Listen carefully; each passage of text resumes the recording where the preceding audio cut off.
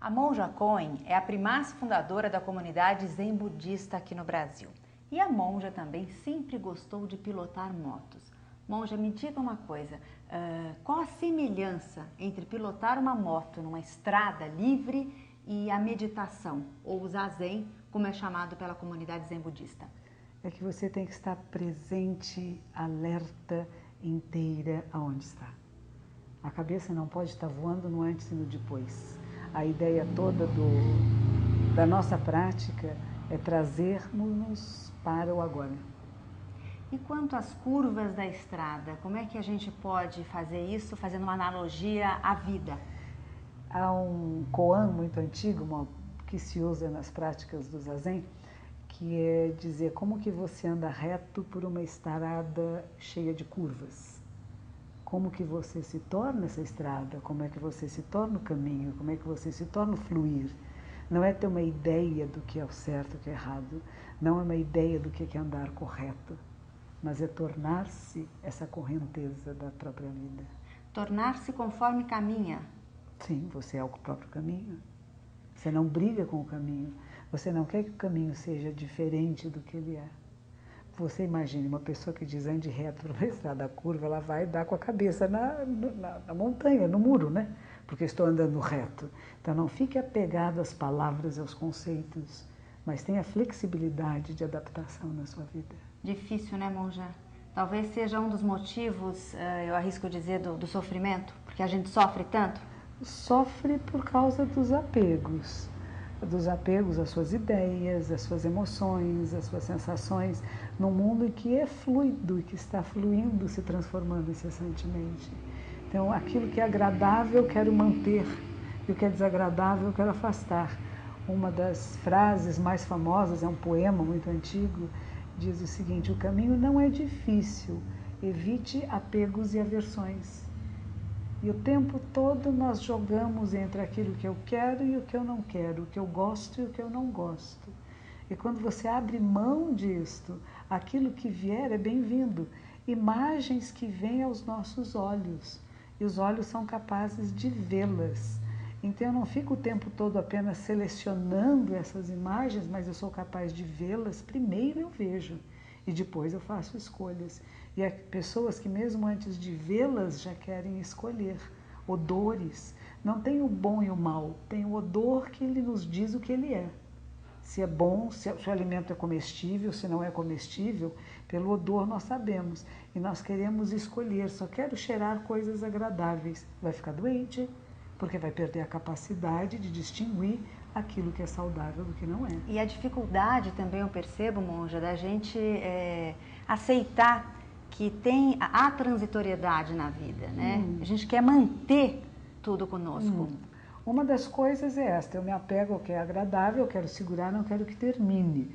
Um perigo da ideia da transitoriedade sem a percepção da rede e de estar interligado, interconectado, é o que se chama de carpe diem, né? Eu quero prazer imediato.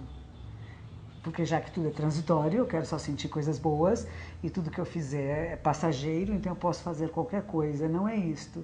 Tudo é transitório, tudo é passageiro, mas tudo está em rede, interconectado. As atitudes de um influenciam a vida do todo. De todo, e o todo num. Então, quando nos percebemos nessa rede, vem uma responsabilidade, uma corresponsabilidade por como está o universo agora, como está a minha vida, a vida das pessoas que me cercam. Eu não estou separada de ninguém. Então, aquilo que eu faço, que eu penso e que eu falo, mexe nesse todo. Então, percebendo-se corresponsável, atuando de forma adequada. E não porque é passageiro, que eu fizer não tem importância, tem. Tem a responsabilidade. Deixa marcas. Cada um de nós tem a sua caminhada. O que para mim foi muito importante, foi um determinado momento que eu morava em Los Angeles, na Califórnia. Eu tinha trabalhado backstage, fazendo iluminação para shows de rock and roll, e era mais ou menos isso que era a minha vida. Arranjei um emprego de secretária no Banco do Brasil. Fazia parte da turma dos mutantes, é isso? Não, eles são meus primos, mas eu não era parte da turma deles. Mas gostava do rock? Gostava do rock. Mas eu fui morar nos Estados Unidos e o meu marido era um iluminador de shows. Então eu fiz muitos shows com ele. E quando eu fui morar na Califórnia, eu comecei a me interessar pela meditação. porque não era zazen ainda, era meditação em geral. Os Beatles meditavam, o pessoal do Yes, do Pink Floyd meditavam, que eram grupos que eu achava muito bons, muito inteligentes. E eu me perguntava, se essas pessoas inteligentes fazem isto, o que é isto? Dentro da psicanálise, o Jung meditava e falava muito do budismo. Então, esses pensamentos começaram a essa procura. E quando eu fui a primeira vez no Zen Center de Los Angeles, eu me senti muito em casa. E o que aconteceu durante os processos meditativos, que a gente chama de zazen, porque não tem nenhum objeto de meditação, senão a mente com a própria mente, é como se houve um momento que comecei a fazer uma revisão dessa minha vida. E nós todos temos coisinhas lá atrás que a gente reclama se fosse diferente, de pai, de mãe, de tio, de família, de escolas. E de repente teve essa percepção muito clara de que tudo é a tapeçaria da minha vida. E não há nada que eu dissesse, isso não devia ter acontecido. Se aconteceu, faz parte da... E como a minha compreensão dessa realidade é que muda. Então, em vez de eu ter rancor, por isso que a gente diz, o que a gente faz no presente modifica o passado. Em vez de eu ficar olhando para trás, dizendo, foi horrível, coisa horrorosa, eu falo, olha, isso aconteceu, se não houvesse acontecido... Eu sou resultado disso hoje, do que me aconteceu de bom e de ruim no passado. E como abandonar esses ressentimentos, rancores, raivas? As pessoas ficam amargas, às vezes, após algum tipo de sofrimento mais intenso, monja. Abrindo mão, percebendo que isso faz parte, que é um crescimento, o que eu aprendo com isso? Mas como fazer isso nesse dia a dia, assim, de forma prática? Para mim é o zazen. O que funcionou para mim foi o zazen. Não adiantava falar sobre isso, não adiantava, para mim, terapia eu fiz durante certo tempo. O que funcionou foi sentar em zazen. E a gente senta virado para a parede, olhando para você mesmo, e vendo o seu passado, e vendo a sua vida, numa perspectiva muito mais ampla do que aquilo que eu quero ou não quero. O que foi que aconteceu? Vendo tranquilamente, sem análise e aceitando? E aceitando. E qual é o meu compromisso a partir disso? Aquilo que eu não gostei, não achei bom, o meu compromisso é de não fazê-lo para ninguém. Então a transformação vai começar em mim. E não querer que a situação fosse outra, foi o que foi. Mas a partir daquilo que foi, o que eu faço agora? E não é apenas uma aceitação pacifista, no sentido de que não faço nada a respeito. A ideia é quais serão as minhas ações, palavras e pensamentos não violentos de transformação.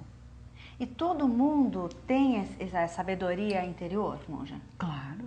Se fizer essa pergunta, se ouvir em silêncio... Nós somos a verdade do universo se manifestando. Nenhum de nós está fora do campo da verdade. Basta saber acessar. Mas o que os nossos fundadores, os nossos monges e monjas da tradição dizem? Se não houver prática, não há realização. Então não é alguma coisa que eu estudo sobre, é alguma coisa que eu pratico e experimento. Como yoga. Não adianta a gente ler os livros de yoga. Tem que viver. Tem que